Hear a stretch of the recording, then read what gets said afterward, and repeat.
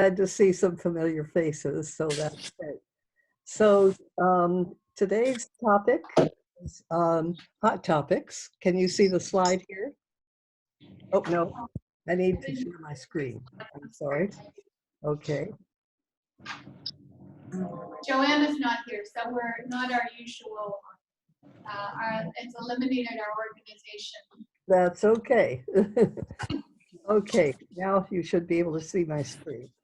We can see you, that's good. You're up there in our corner.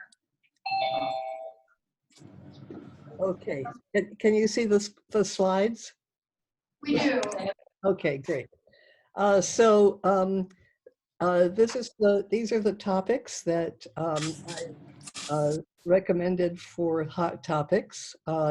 They seem to come up a lot in terms of discussions with, and issues that people have as they're moving through their writing projects. So, and then we'll end with talking a little bit about the 1,000-word project that Pat suggested that we kind of embark on. For my double space typing, a typed page has about 225 to 50 words. So 1,000 words, you're looking at about 5 pages. So that's about right for a blog post. And for other kinds of things that you might want to post on the web or hand out or whatever, it doesn't have to be 1,000 words, but we'll get more into that as we move along. So, now why is my slide thing not working? Okay.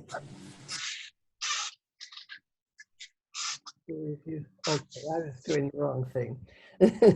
Okay, peer review, what it is, why it is important, and how to respond to the peer reviewers. That's really the thing that most people have a lot of trouble with.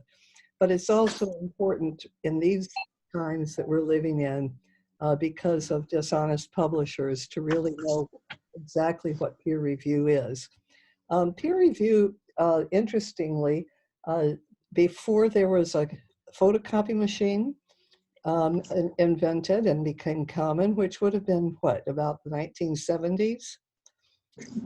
Peer review consisted of a board of people sitting around a table. The publisher or the publishing house would have an editor, and most of the editors of journals were kind of in-house, and so everybody kind of had to be in the same location. And then when the photocopy machine happened, they were able to not have to sit around a table, but were able to send out the manuscript for experts to review.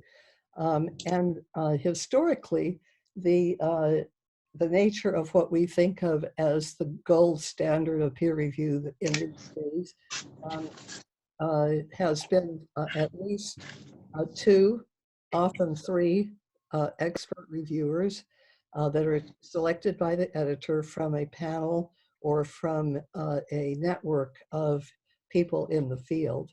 And the manuscripts are literally reviewed for quality and fit with the journal. So they really take a lot of care to look at the kinds of things that the journal is concerned about, but also general scientific or scholarly standards. There are other ways in which it's done. Two-way anonymous is often called double-blind, which the terminology which I like to avoid because of the ableism that is implied in the term blind. And anonymous works really well. But this means that both the author doesn't have the identity of the reviewers, and the reviewers don't have the identity of the author, so that the work can be really assessed based on its merit, and that the reviewers have a certain amount of freedom to state their opinion without the possibility of the author feeling like because of knowing the reviewers that they've given them an unfair review. And there's been huge amounts of controversy around this. Some journals still do not use this review process entirely. Some of them have the author known to the reviewer. And in some journals, the reviewer has the option to identify themselves as the author. And often that does happen, even when it's not an official policy. So, for example, in ANS, sometimes reviewers do sign their manuscript or their I review. think we need to raise the volume. Are you hearing? I'm sorry, Peggy. Yes, okay. Yeah, can you raise your volume at all, Peggy? Not on this end. It would have to be on your end. Okay, so I'm not quite sure. Yeah. I'm not sure. I'm trying to see what I could do. The volume, yeah, we could use a little more volume. Okay. On the computer in the speaker section, maybe check that. Oh wait, maybe this might work. Okay, I'll try speaking. Much better. Yay. Thank you, Lenny. We're good. Yay. All right. So, yeah, the one-way anonymous is typically where the reviewer knows the author and not necessarily the other way around, but sometimes people use review process where the author knows the reviewers, perhaps after the review is completed. With ANS, we typically use a two-way anonymous process. There have been occasions when I have used an alternative way to do this.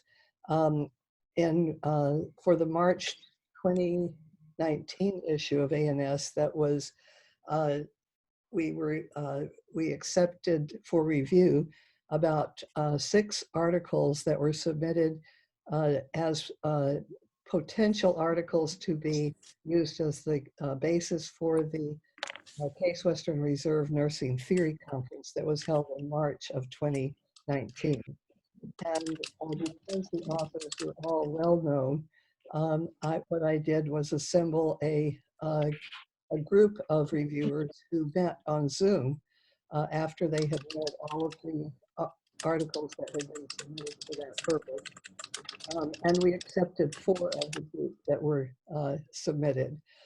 So the authors all knew who the reviewers were going to be and the process that we were using, and the reviewers knew very well, in part because that was kind of a process where it was part of a kind of a larger community that were all of whom were scholars in the same area. And of course, it didn't guarantee acceptance. We didn't accept all of them. And the reviewers asked for some major revisions on a couple of them. So it really worked very well, but it has to be, from my point of view as an editor, when you use an alternative process like that, you need to have a kind of a context for a reason and set it up with transparency on the part of everybody involved.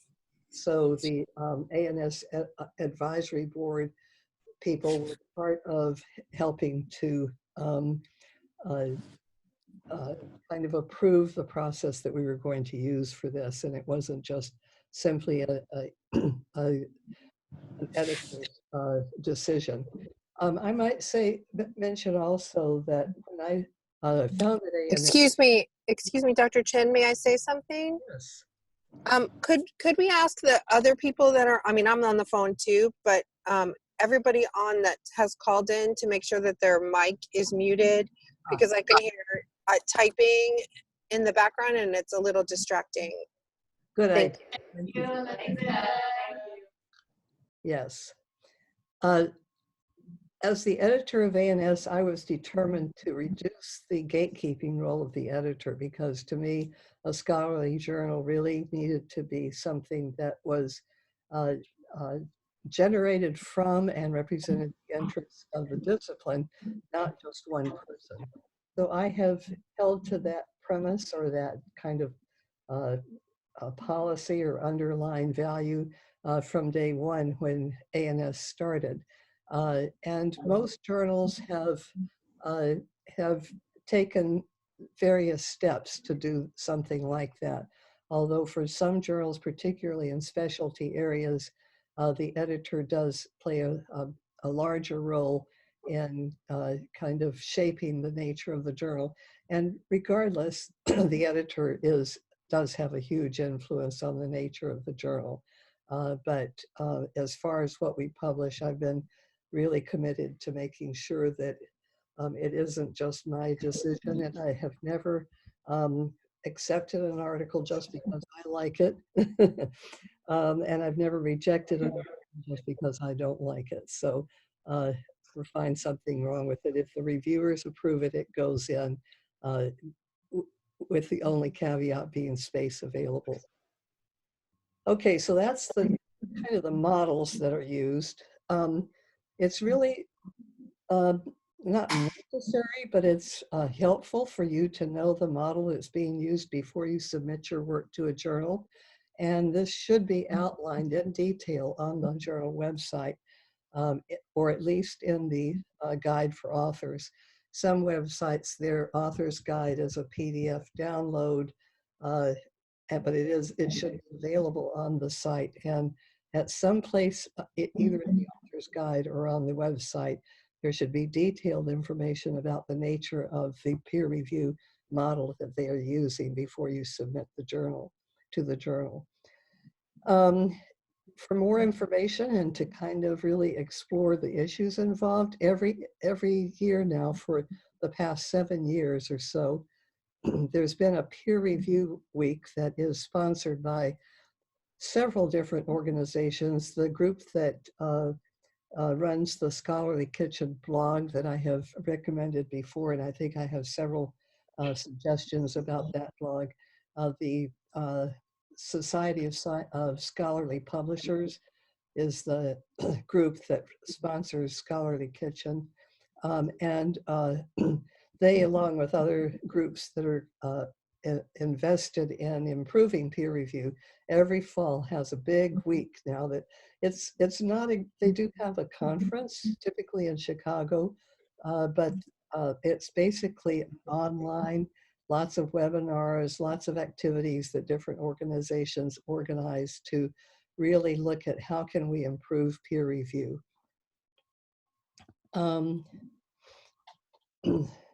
So the pros and cons, why do people still kind of like debate whether peer review is a good thing?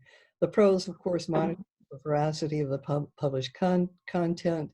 It engages community of scholars in the production of scholarly literature, and it uncovers various diversities of perspectives. But it takes time.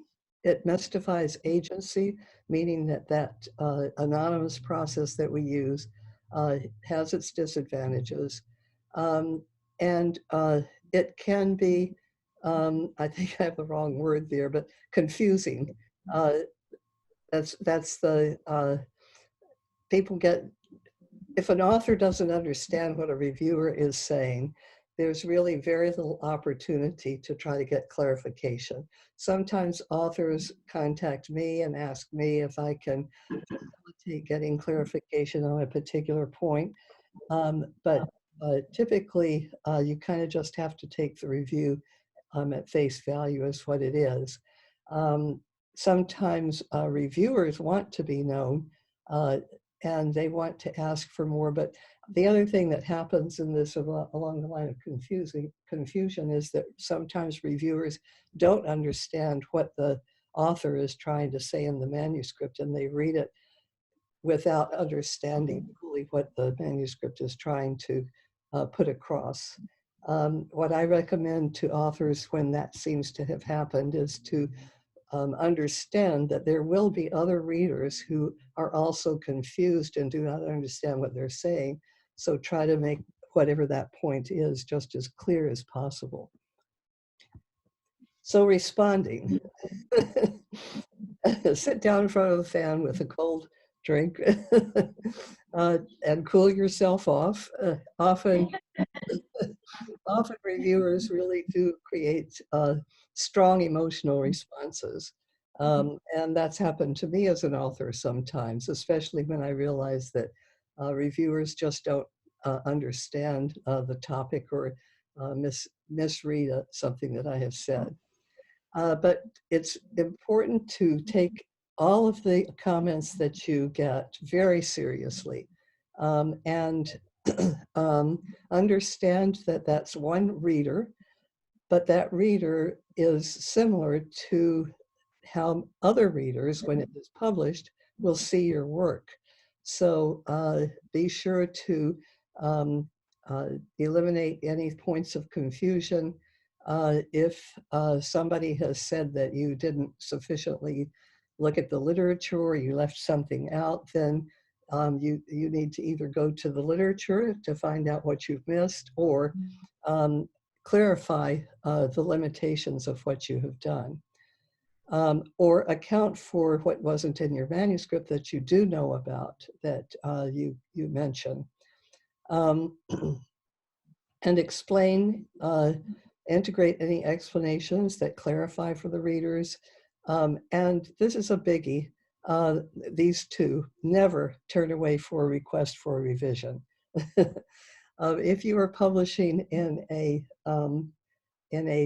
legitimate journal, the peer review process is going to take usually at least 4 weeks, often 8, and sometimes a couple more weeks than that. Editors try to stay on top of the reviewers to get the reviews in, but for those of you who are already reviewers, you understand this, but if you've never been a reviewer, you suddenly get a manuscript that's anywhere from 15 to 35 pages long, and you're being asked to read it and evaluate it and fill out a form, and you have 25 other things that you were supposed to do today. So it's a huge imposition to ask people to do this. The reason why volunteer reviewing is so important is that there needs to be no coercion, no conflict of interest. If reviewers were paid or otherwise compensated for their services, then there would be an inherent conflict of interest involved that could be in favor or against a particular manuscript. So it's very important for us to maintain the system where scholarly journals are reviewed and vetted on a volunteer basis without any conflict of interest. And so when you get a request for a revision, that process is going to be much more, while it doesn't guarantee publication, it's going to be much more efficient for you to revise and work with this journal than it is to start over with a new journal. If you're rejected, use that to create a new path. Maybe you submitted it to the wrong journal, or maybe what you were trying to do was just beyond the, maybe you were trying to cover too much material or whatever. So think about, give some time to consult with some of your colleagues to determine what next, what should you do next with this. Should we pause and have questions about this topic? Yeah, can you hear us sitting here, Peggy? Yes. Okay, so do you have anybody either on the Zoom call in your home or in this room have any questions about? Yes, Penny. I have a question regarding the third point, the religion. Recently, I received a feedback from the reviewer. There are 2 reviewers, and one liked it, the other one hates it. Okay, and right. the comment is conflict to each other. So how do you decide? I kind of assume the first reviewer usually is the main reviewer, so I would take the first reviewer's comment more serious than the second one. Uh-huh. Should I make that kind of assumption or just Good whatever? question. Yeah. So, did they ask you for a revision? Yes. Great. You're on your way then. Their suggestion is conflict with Right. each other. One say one way, the other one say the other way. Okay. What you do in that case is understand that the reviewer that hated it is representative of other authors, other readers that are going to be out there. And sometimes you just can't get around that, but you need to know that there will be people who disagree with you, especially if you're dealing with some topic that is a little bit controversial. As an example, the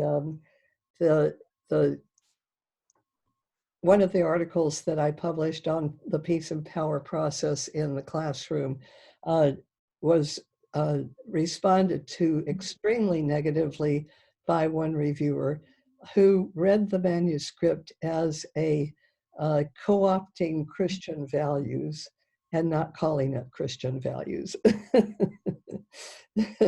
So, you know, I couldn't do much with that other than realize that there were people who, you know, might see what I did. But I have often said that some of the values and the approaches that we use are similar to other philosophies and other points of view, including some religious points of view, but also processes that are used in other contexts and with other names. So, you know, you try to reach out to that reviewer who is really negative about what you've written and integrate some kind of an explanation in it. And look at all of their comments to see if there is anything that you could clarify or that you could add in as an explanation. So the important thing is that the editor requested a revision, and so do the best you can. And what you will want to do is write up a response to each reviewer's comments. And usually I recommend that you do that in a table where you put the reviewer comments in one column and then your response and how you responded to that in the manuscript, and go through in great detail what each of the reviewers have said. And it's okay to say, I disagree with this reviewer, but it's not okay to just say, well, I just disagree and I didn't do anything. What you need to do is say that I disagree, or the reviewer seems to have misunderstood. So what I did was add an explanation on page 5 or whatever it is. Does that? Peggy, I think the other part of Lanny's question was, is it safe to assume, does it matter that the first reviewer is the major reviewer, or should you always assume that all the reviewers' comments have the equal weight? The reviewers tend to have an equal weight. Okay. I don't think editors assign them a rank or anything, and it very well could be that the editor feels the same way about your negative reviewer that you do. You know, probably that's the case if the editor has asked you for a revision, even though one of the reviewers was very negative. You know, but it's kind of like in any situation where there's different points of view, you have to be clear about your point of view and acknowledge opposing points of view or disagreements that might exist. And add, if you can, any explanation that would address that. Thank you. Okay. Team authorship, nurturing lasting relationships. This idea of nurturing lasting relationships is really important, because I can't tell you how many people have broken relationships because of co-authorship issues. So you can't avoid that altogether, but you know, I mean, really broken, like I'll never speak to you again, which is really unfortunate. So it's a good idea to think about when you're starting what you are uh, doing together and getting clear from the very beginning who's going to be an author and in what order they are going to appear as authors on the piece that you're writing. And if you do this at the beginning, then when you have disagreements or conflicts among the group that, or between the two people who are writing, then you can kind of go back to what you have agreed on and renegotiate it or uh, uh, withdraw from the project. Somebody might withdraw from the project because of the disagreement. But if you have talked about authorship from the beginning and what the expectations are, withdrawing from authorship is not an adversarial or a disagreeable thing, or it has less chance of being so when you get to that point. It is important from the very beginning for everybody to know what constitutes authorship and what the responsibilities are. There's often times when people get into wanting to do something, and one party in It's the 9:30. I'm sorry, my computer talks to me. One party in the group will simply not do their job, and you have a deadline and you have to do it. So um, uh, don't avoid at the very beginning saying that if at the end of this we all are still authors, it will be because we've all actually contributed to the writing, the drafting, and the adding of content, changes, and additions. And we fulfill that responsibility and talk about if you have any concerns whatsoever that if somebody can't follow through and do this, then do we agree that they will no longer be named as an author on the manuscript? Because it has happened where people start out saying, I'm going to do this, and then the process keeps going along and somebody else picks up their part of it. And then if you haven't talked about it, then it's a very awkward situation to have to say, look, you really didn't contribute to this. We don't think you should be an author any longer. But, you know, if you've agreed to it and it starts happening, you can contact the person who isn't coming through and say, you know, I know you're busy. Is this too much? Do you want to withdraw? And just put it right out there on the table. Typically, all parties have to be included in writing. And I might mention that if there's authorship disputes, you have to work it out. The editor will not work it out with you. It has happened that on occasion, an article is published and the editor will hear from somebody saying, hey, wait a minute, you published that article and I was supposed to be an author on it.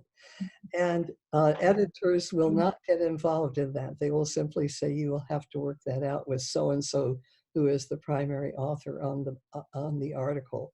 And if it does turn out that the primary author has left somebody's name off for whatever reason, then you can publish an addendum acknowledging the person's authorship.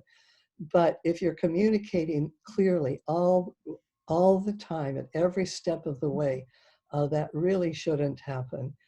Everything that's submitted should be reviewed by everybody. And if the title page on a manuscript doesn't have somebody's name on it who should have been there, then that person will notice that at the time they review the manuscript, if they are doing their job as well. Ideas originate with any party and it's mutually defined. I typically, when I work with other writers, it's usually agreed upon that if the idea originates with so-and-so, that person becomes the first author. But that is not always how it works. Sometimes, particularly at this point in my career, I'm never the first author on a multi-authored piece unless there's a really good reason to do so. But The people who are still actively involved in their career and be having to submit annual reports and so forth, they need to be showing up as first authors. And so those career kind of considerations in terms of the group that's authoring um, need to be looked at as well. And why is my slide thing not okay? Yeah, okay, now it's working. Common avoidable authorship problems, disputes about authorship late in the process, which I kind of have alluded to, errors in naming authors on the submission and or proofing stages, misunderstandings related to the order of authors and the use of ghosts or honorary authorships. There are people in every discipline, less so in nursing, who insist on being ghost authors or honorary authors on pieces, particularly if they've worked with a doctoral student and they want to be an honorary author on anything that the student or the graduate submits. And that is definitely something that we as editors view very badly. We don't like it. And we want authors to really be true authors of the information. I will post these slides on Canvas, and anything that has red, and it's a link to information on the COPE website about authorship. COPE, the Committee of Publishing Ethics, is an absolutely essential group that we refer to for everything, and they have a lot of information on their website about the ethics of authorship. In the tips column, you'll see that you can use the ICMGA, that's the International Council of Medical Journal Editors. We use those criteria in ANS. There's 4 criteria for authorship. And when you start working with a team, look at those criteria, everybody together, and have a discussion about each of them. And establish the basis for onboarding authors very early. You may say, well, by the time we're done, whoever has done X, Y, or Z will be the first author, but typically you can establish the first author at least very early. Sometimes the last author is considered to be the senior author, and often in other disciplines, the last author is an honorary author, like the person in charge of the lab who insists on being authored on everything. And we do not use that convention at all in ANS, and very few nursing journals, I think, use that at all. But typically the senior author is named as the last author. I have been working for a while with the group, Marilyn Orman, Leslie Nickel, and myself, and Heather Carter Templeton, and doing a lot of studies about predatory publishing, and about 4 or 5 of them have been published. And we've rotated authorship on most of them, but typically Marilyn or Leslie are the first authors because they have the most expertise related to the methods of the study that we are using. If you have a contributor who cannot meet all of the criteria for authorship, be sure and include an acknowledgement where you acknowledge their contribution to the manuscript. And that is something that doctoral students can do, especially anything that directly emerges from your dissertation. Include an acknowledgement and name the members of your committee as contributors. And then early on, agree on the process for making changes along the way if you anticipate that that might happen. These are kind of some of the typical ways in which people establish authorship order. Alphabetic is one, which is typically unsatisfactory, but it might work for you. Rotating, which we've used in the work that we're doing around predatory publishing, although The rotating isn't exactly like just a round robin. We change the order of authors depending on mutual agreement, basically, but there's an implicit who really did the most hard work on this manuscript. And sometimes you do it because it's the originating author, the person who had the idea first, most senior last. The extent of contribution, which you can use, but that becomes very hard to determine, exactly what that might be. You can't really use the number of hours used or whatever. So, but writing a huge section of the manuscript might be considered a really essential contribution and deserving of first authorship. And I've mentioned individual career demands, which for work that I'm involved in is pretty common. That's authorship. Any questions about that? I just want to make one comment about that, is that, Dr. Mary Jane Smith and I have worked hard on developing story theory over a couple decades now. And what we do in the book, when we publish the chapter in the book, I take the lead on story theory one time, she takes it the next time. And we just work it together, but it's that rotating idea, but it's because we both of us have invested such a lot in it. So it's a book chapter, but we rotate it there. And then when we submit manuscripts, it's really more like, who's taking the lead on getting this together? But for the book chapter, we take turns to just to say that this is a collaborative process. Nobody's really first or second, Yes. So, That's a really good example. Another example that I might mention is that the books do have a different flavor in terms of authorship because they tend to be kind of permanent or hang around a lot compared to journal articles. But the book that Mayana Kramer and I have now authored, we're getting ready to start on our 11th edition, and the authorship of the book is and we don't have separate, contributed chapters, so we can't use the approach that you're talking about.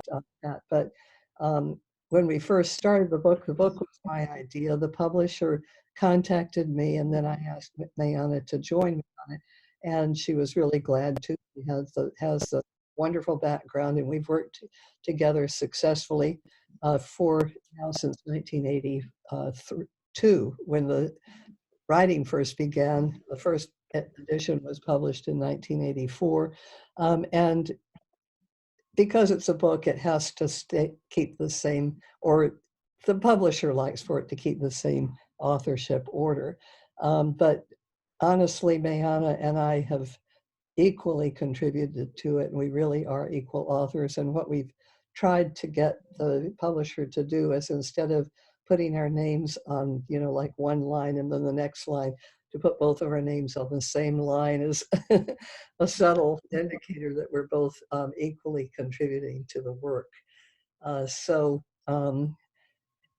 that's a situation where, you can't really give adequate credit to both authors in the way that you can in journal publishing. Okay, ResearchGate and etc., meaning academia.edu and other kinds of places where you can network with other scholars. Are these sites fads or important networking? Basically, that really is up to what you need to do. They become important for job opportunities, I think, is one of the most important ones. Finding new collaborators, potential to follow leaders in your field, getting some visibility for new job opportunities, and getting feedback on your work. So some people find that useful, particularly early career scholars. My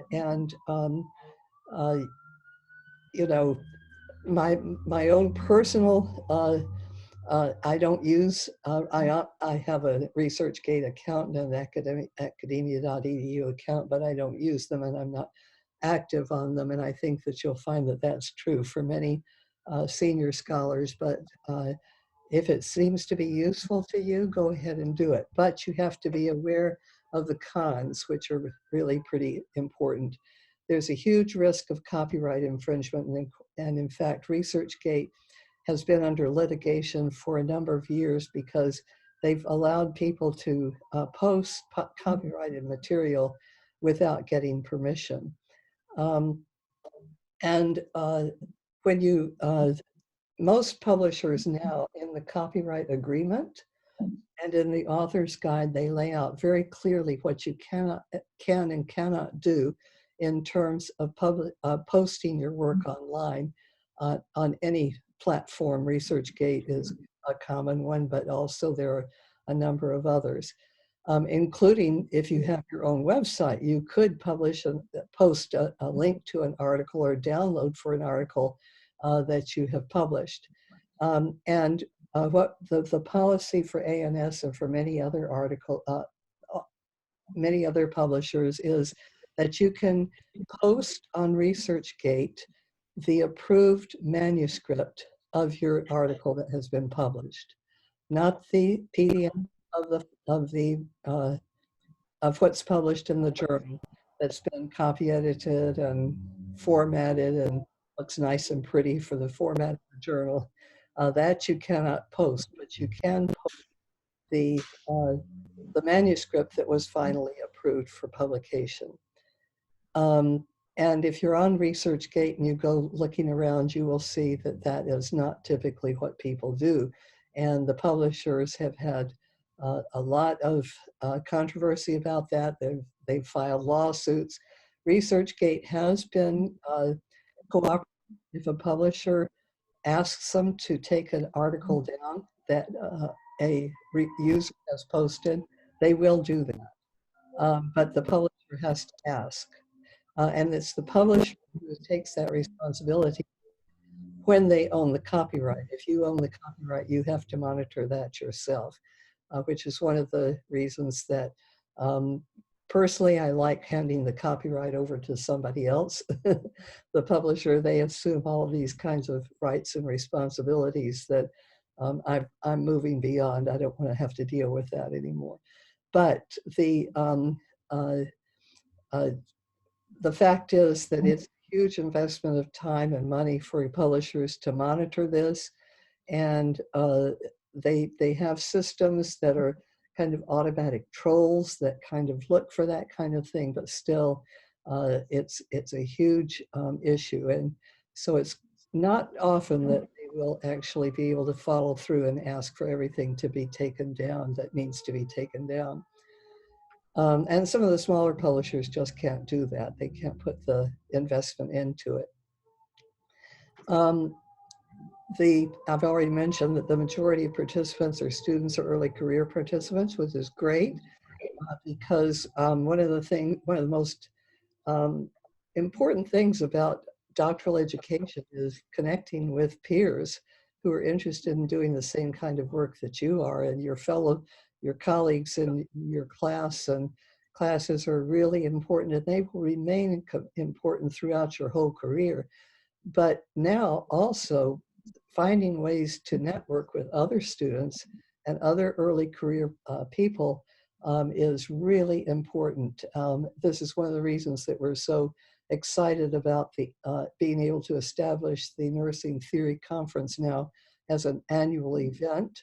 It's going to happen again in March, and about, I would say, over half, almost 3/4 of the participants at that conference will be students or early career scholars. And we have 4 or 5 students on the planning group for planning the whole conference. So it's a wonderful opportunity to be able to network and to meet with other students and other early career scholars who are interested in the kind of work that you're interested in. vulnerable to spam and unwanted kind of interference. There's a word dropping off there, but it's important to realize that a lot of we have a really full spam or junk mail inbox. A lot of it's coming from sites like this. So because the spam people will troll places like ResearchGate, they also troll university websites and other places to pick up the emails and the contact information for people who are online. Okay, the bottom line on this is social networking is vital. Article sharing is an important way to advance scholarship, and that's one of the reasons that ResearchGate was established. It's a very worthy goal. And ResearchGate is here to stay and could turn out to be a significant disruptor, leading to two important changes in distribution models, which is a huge challenge right now for traditional publishers. When I started ANS, it was basically you had a mailing list and a printing press and editors, and you got your articles from word of mouth and around the people who were interested in whatever your journal was about, and you sent the manuscript, the editor sent the manuscript into the publisher for every issue, they print it and they mail it out. That's the distribution model.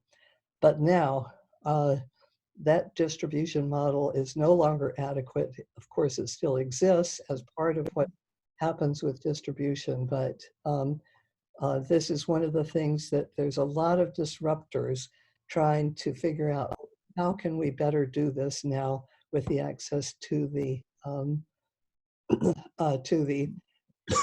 internet. So until we know exactly what the value of research is, I would say use caution. This link to the 2018 Scholarly Kitchen overview and using ResearchGate responsibly are two good ways to really understand what this is about and how you can participate responsibly. I think that's it. Questions?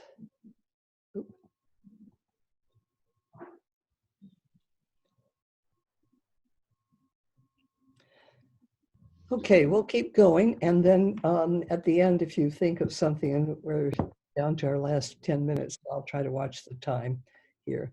Citation due diligence. This is very important. It's similar to even figuring out what journal to publish in. But every time you cite something, you need to know that the source is really legitimate and that it is a good source. And because now with the ability to pick up stuff that comes from all sorts of sources, it's very vulnerable to finding something that might be not a good source. Citations appear at the end of your article, but they serve to show the origins of your ideas. So they're very important to give the reader an idea of where your ideas come from, the kind of genealogy of your ideas. They reflect your disciplinary focus. One of the articles that the group of us who have been working on predatory publishing also looked at the where the sources in published nursing literature. We had 79 articles that from 71 or 79, I'm blocking on which one of those numbers is accurate here, but a number of articles from 71 or 79 different journals, nursing journals, and we analyzed the sources that were used, and only 28% of the sources cited in nursing journals were from nursing sources, which we think is a huge problem. And especially when something that you're citing has a really firm and good and solid nursing tradition associated with it, then you need to be citing the nursing literature. You can also cite other stuff, but don't leave out nursing. You can't cite everything. You must exercise discernment. And I would be really careful to make sure that nursing is really clear if you are going to be pursuing your career as a nurse scholar. Who you cite is not as important as the substance of their work. So don't cite people just because they have a big name. Look at some people with big names that often publish things that are a little shallow, in part because of the nature of what they're thinking about and doing and the sort where they're publishing. So go for the most substantive work regardless of who the author is. Oh, I am really not doing these. Okay, yeah. These are not, okay, do cite classic sources that lay the foundation of your work, sources that provide a rich history of the ideas that you are pursuing. You don't have to have a lot of those, but cite the most important ones, and web resources that meet standards of credibility. And then do not cite sources from predatory journals, even if the article is supposedly good. And so this means that if you have a source from a journal that the name of which you do not recognize, then you need to look into the journal itself. Also be really careful about the name of the journal. Sometimes the predatory journals are named with just the addition of a dash, like, our Common Nursing 2020 now, the journal that is published by Lippincott, that is a journal for clinical practicing nurses, and it has some good stuff in it for scholarship as well. But there's a predatory journal that's titled Nursing-2020. So they have a lot of little things that they use to trick us. So be very careful about where is this published, if it's a journal article. And leave out sources that add very little to your message. Make sure that they're substantive enough to really add. And leave out any sources that are only there because you're name dropping. People often ask about Wikipedia and other sources like that on the web. For a long time, this was an issue for Encyclopedia Britannica.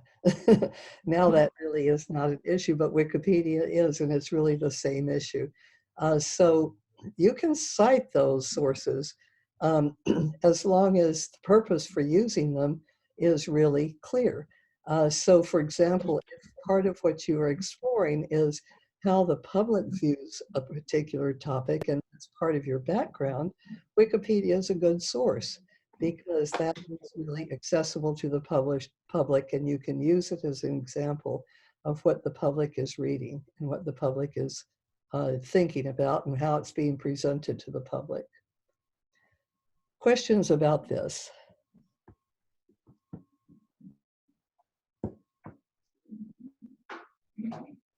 Okay, we'll keep going. Oh, this is the credibility standards for websites. And I think that if you look at, have they identified these 4 things, you probably have a good website. Even some good websites are missing some of this.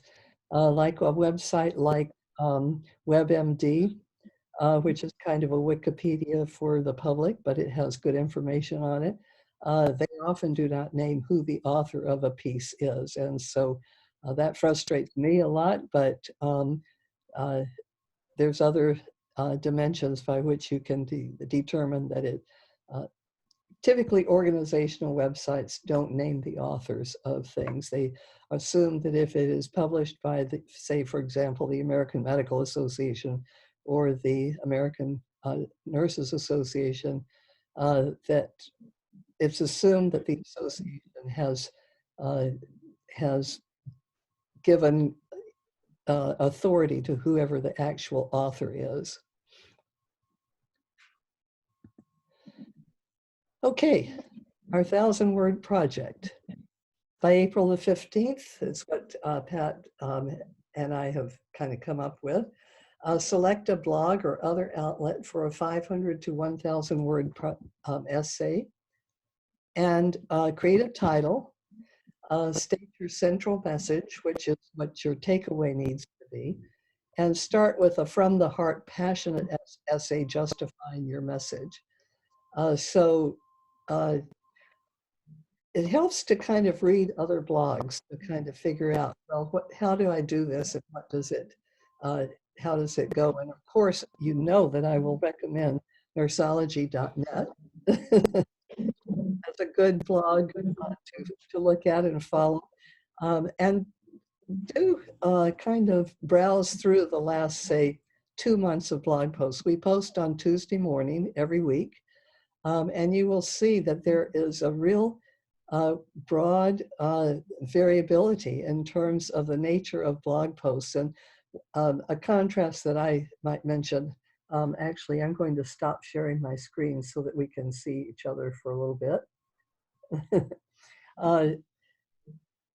For Valentine's week, I wrote a blog post on 1,001 ways to love our discipline, which is kind of a fun, lighthearted, but very serious message about how do we express our respect and our appreciation of nursing and other nurses in how we act, which is a very strong contrast to the blog post I wrote about, I would say 6 weeks ago on decolonizing nursing, which is an in-depth kind of essay about the challenge of racism in nursing, and using an article that was published in 2014 in Nursing Inquiry on decolonizing nursing theory.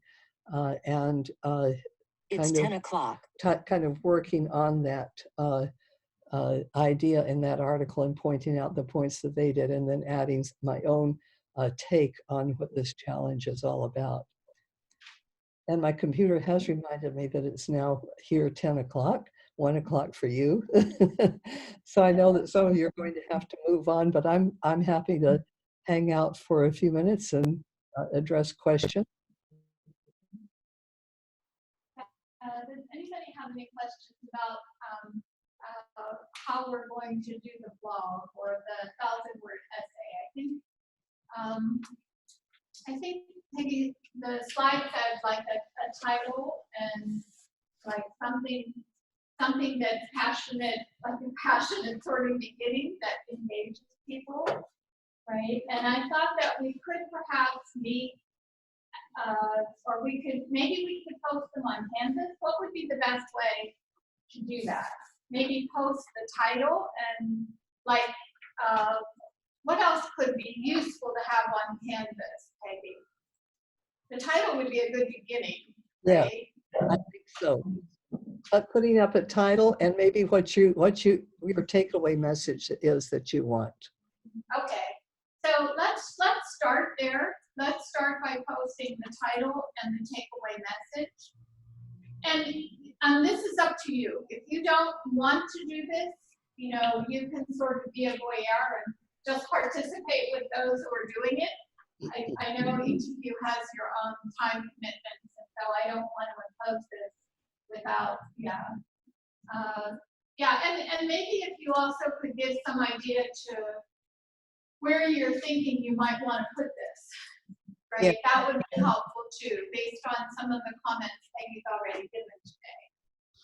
And I would really encourage you to choose a topic that you're really passionate about and speak from the heart.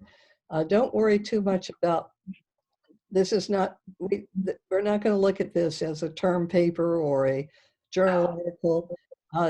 Part of the importance of doing this kind of writing is that you really practice using your voice and having your own opinions, your own ideas kind of shine through and show. So once you learn how to do that, you will never again have to worry about whether or not you need to cite something as a source, because you'll know really clearly what is your idea and what are things that really are you're deriving from another source. As an example of how that works, you do look at the Decolonizing Nursing blog post. If you search for decolonizing on the Nursology.net website, it'll come up right away, I'm pretty sure. because that's a piece in which I really was drawing on scholarly literature, but I had a lot to say about it myself. And you'll be able to kind of see the difference in how voice is used in that way. Right, so we'll send a message out via email, like perhaps a date 2 weeks from now that we would like to have everybody post their title, their takeaway message, and yeah, and where they are thinking they might like to post this. Or, and it could be, like sometimes research journals will ask for short columns or briefs. Mhm. So you might want to do a brief. That would be okay too. And they're usually about 1,000 words. I know Archives in Psychiatric Nursing does that. I think Applied Nursing Research still does that. Mhm. So there may be some other places. Now, Marianne, you had a question. Yeah, it was sort of it. I was asking if what other outlets were there besides Nurseology? What were there find other blog sites? Right. Yeah, you don't want all of us in Nurseology. Yeah. Reviews are good too. If you have a book you want to review, that also can work. Yes, that's another, if you've read something that has particular relevance to the discipline, that would be another. This isn't necessarily our research area. It's something No, else. I think it's just, the Scholarly Kitchen, would that be another place that? The Scholarly Kitchen is good, yes, and they have a variety of some lighthearted kinds of things and other things that are really pretty serious. But most of the blog posts express the opinion and the point of the person who's writing it. The Scholarly Kitchen has about 15 or 20 chefs. They call their bloggers chefs, and some of them are librarians, some of them are in the publishing industry. Some of them are journal or editors or publishers, but they have a wide variety of voice. And about 5 years ago, they only had like 8 white men, and they decided that that was not right, that they needed to diversify. And they have done a really good job of doing that. So you'll find several different, in fact, if you go to the Decolonizing Nursing blog post, I have a link to 2 Scholarly Kitchen posts that are testimonials of people of color in the publishing industry, talking about the challenges that they have faced moving into an industry that is basically all white and trying to establish a career in that industry as a person of color. Many of them are women, but there are also some men. That's a really, that's a good example of the nature of a blog post resource that is very different. But the Scholarly Kitchen, they publish every day. So Peggy, another thought that's come to my mind, having just had posted a little blog on advances in nursing science, is that every time, like when Advances in Nursing Science issues a new article or a new issue, the articles come out as with a blog, right? And yes, and so I did a little posting when my last paper came out, and nobody responded to that. It seems to me that we could do that. We could respond to some of those yes, to some of the things, like read the article and write a response. yes, Now, absolutely. yeah, go ahead. Yes, could we do that? Yes, absolutely. Yeah, typically Okay. that has, in a scholarly journal, that has taken the form of a letter to the editor, but that would be another good format for this project of the 1,000-word essay, as a letter to the editor. About something that, the point is, like, to just practice writing in a way that, that moves you along in Yeah, a scholarly direction. That's, yeah, so we're asking you to know what your ideas are, to know where you stand, take a position, and articulate it so that somebody understands where you're coming from. so important to you all, to all of us as publics. Yes, Right? absolutely. All right. Okay, this has been great. Mary Ann has one more question. Oh, Hi, Peggy. You know, we've had a lot of discussion about predatory journals. Are there such things as predatory conferences or you know, disrespected conferences Absolutely. Yeah, you probably are getting emails asking you to speak at some of these conferences. Absolutely. They are just as problematic as the journals themselves.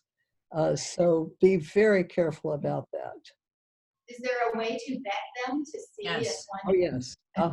When you go to the website and try to get information, and the other thing is that really conferences, legitimate conferences never send out an email blast just asking people to come and speak at a conference.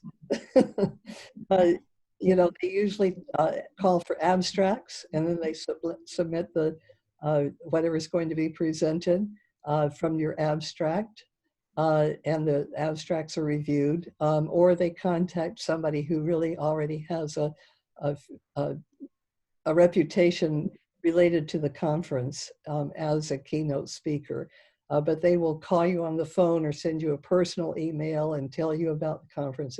You'll know that this is not just because you have such wonderful ideas. I've been asked to speak at conferences because of my expertise in genetics.